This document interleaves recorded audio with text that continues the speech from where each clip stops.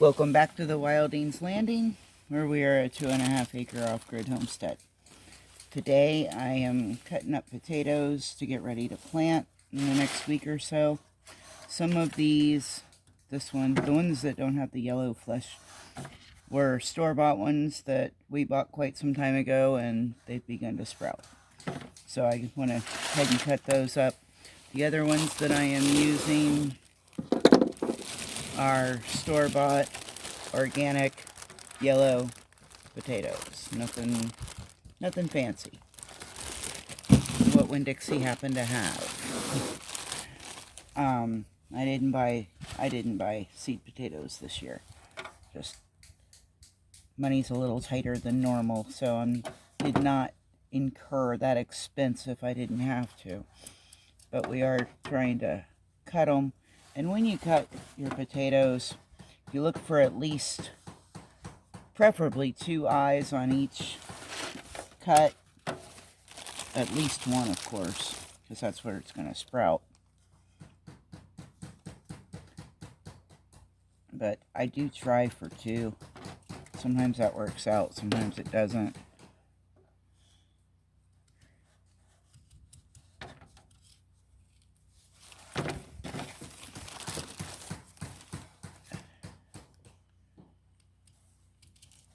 If you've ever grown store-bought potatoes, let me know what your results were like.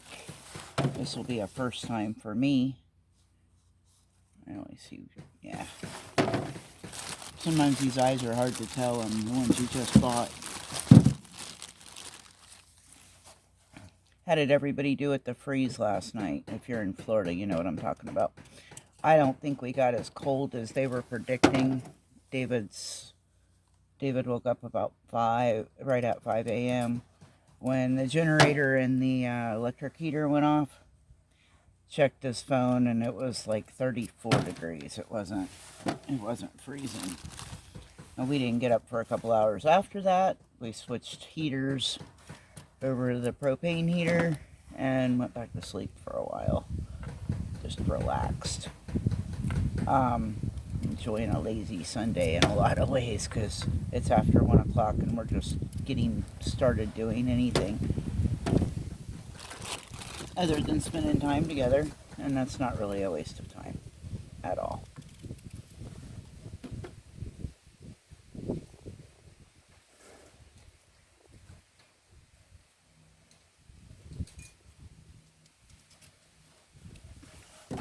He is now looking for screws and supplies to work on the chicken coop. We laid out the run last week,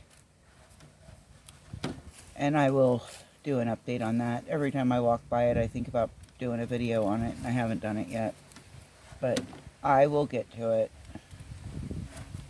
It's looking good. We did have a change of plans. We were going to use the Premier One fencing, and we changed our mind again. Expense. I started looking around at things that we had and that we could make a run out of, and we certainly have materials, at least for most of it. And the materials we will have to buy are about a quarter of the cost of doing Premier One and electric fencing. But I'm sure we'll be as bulletproof. Because, have you seen my coop? If you haven't, go back and watch those videos. Yogi Hollow Farms said it looked like Fort Knox, and that made me want to name it Cluck Knox, which that might happen. That name's kind of growing on me. As far as how we did in the freeze, bananas got bit back a little bit. Peppers, even though I covered them, they're not looking real happy today. Tomatoes, about the same. They got covered, but they ain't looking real happy.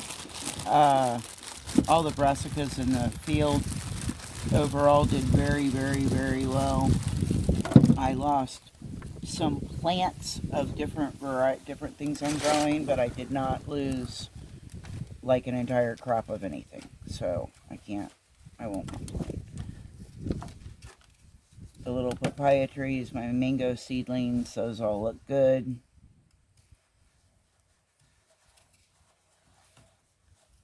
Forgot to cover the desert roses up in the food forest area. Completely forgot about them. They look kind of fried, but that's a repeat mistake because we didn't cover them last year either, and they came back with like a vengeance. So, can only hope. They're pretty tough little trees. Didn't cover my plumeria / frangipani, and they seem to be okay.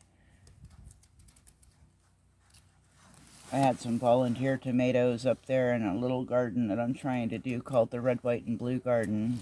Patriotic Garden, whatever you want to call it. And they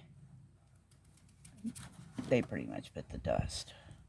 But I never planted them, so it wasn't like they surprised me.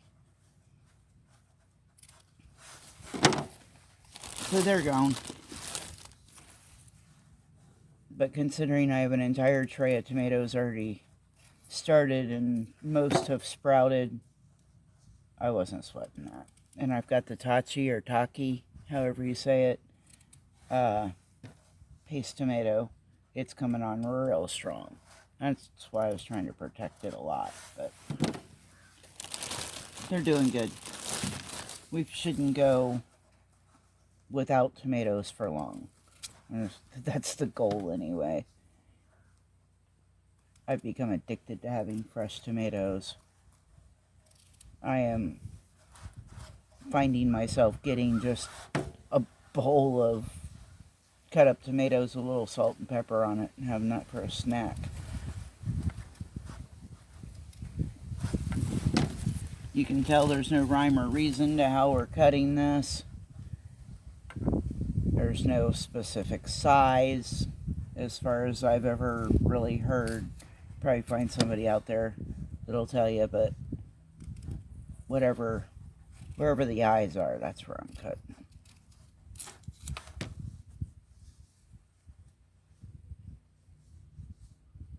I don't see an eye on that side, but I'm gonna try that. So there might be one there. They're hard to see sometimes.